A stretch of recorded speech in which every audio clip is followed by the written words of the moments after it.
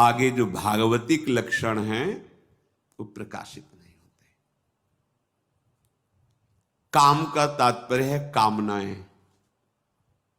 पर और सब जो कामनाएं हैं वो सब इस काम की शाखाएं हैं। मूल है जो वासना, मदांधता काम की, कोवा मदांधो मदना तुरोगा। अंधों में भी अंधा कौन? बोले जो काम से अंधा हो गया है, मदन काम से। बस पहला लक्षण है। अगर वैरागी विरक्त भेष भगवत मार्ग का पथिक जब तक भगवत साक्षात्कार ना हो जाए तब तक इस दुश्मन की चाल से बचना चाहिए। ये हमारे हृदय में ही आक्रमण करता है, कहीं बाहर से नहीं। और कोई ये नहीं है कि लिख पढ़ के आ रहा हो कि ये काम है, ऐसा नहीं। जो नाम जप करते रहते हैं उनके अंदर ऐसी बुद्धि जागृत हो जाती है कि पकड़ लेते हैं, आया काम, ये वृत्ति आई है, काम की वृत्ति, ये वेग आया है, बस राधा राधा राधा राधा एकांतिक वृत्ति के द्वारा उसका नाश कर दिया। सह गए, शमन कर लिया, धीरे धीरे कम होने लगा, धीरे धीरे स्फुरण, फिर स्फुरण का भी, फिर धीरे धीरे पूर्ण अंतःकरण निष्काम हो गया। ऐसा नहीं कि जलाता नहीं हो, ये कष्ट नहीं दे, ऐसा नहीं। विवेक प्रकट हुआ, अरे मैं इससे व्यर्थ में डर रहा था, ये तो हमारे ही बल से हमको अपने अधीन करके हमको दुख दे रहा है। बस जो ही अलगाव हुआ ते ही बस समझ में आ गया। जैसे आग कितनी भी जल रही हो उसमें और फूस मत डालो, पेट्रोलियम मत डालो, वो शांत हो जाएगी।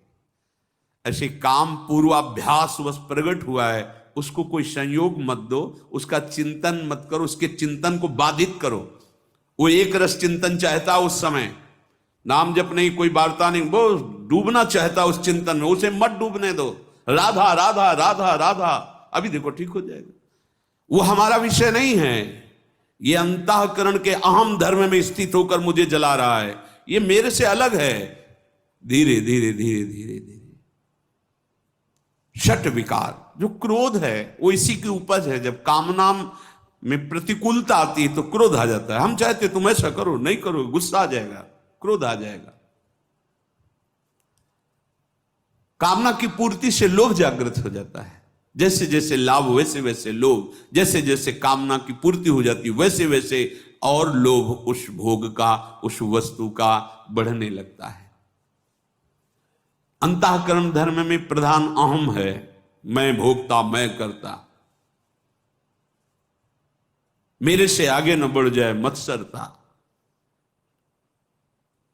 ये काम क्रोध मद लोभ मोह मत्सर, शरीर की ममता, शरीर संबंधियों की ममता, इस विकार भगवत मार्ग में आगे नहीं बढ़ने देते। षट विकार जित, इन छहों पर जिसने विजय प्राप्त कर ली है, घबराने की जरूरत नहीं है।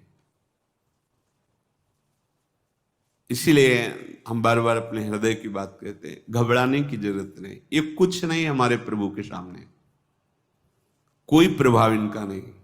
जैसे भेड़िए का प्रभाव बच्चों पे पड़ता है, बड़ों से नहीं। वो बड़ों को तो देख के पूंछ दबा के भाग जाएगा। ऐसे अविवेक पे इसका प्रभाव होता है। विवेक जागृत हो जाए इसका कोई प्रभाव नहीं पड़ेगा। वो विवेक सत्संग के द्वारा प्राप्त होता है। बिनु सत्संग विवेक ना हो। जब ये पता चलता है कि ये मन में विकार जागृत हुआ और मैं मन में तन्मय होकर ये स्वीकार करता हूं कि मेरे में काम आ गया, मेरे में क्रोध, तब हम परास्त हो जाते हैं। और जब मन में देखते हैं तब हम बच निकलते हैं और उसको परास्त कर देते हैं।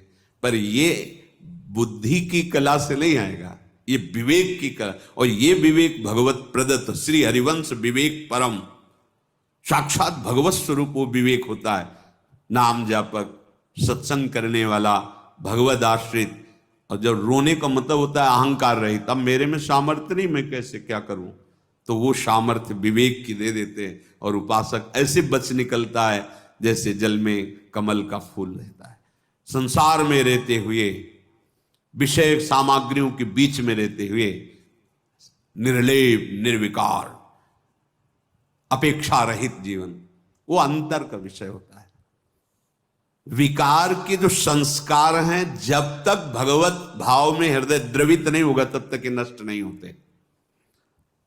तो बाद में हाथ उठा के यही सबको कहना पड़ता है, हों हार्यो करी जतन विविध विधि, ये अतिशय प्रबल अजय तुलसीदास बस होई तबई जब प्रभु पेरक बरजे। प्रभु डांट दे, अब इधर मत देखना इसकी तरफ, निहाल हो गया।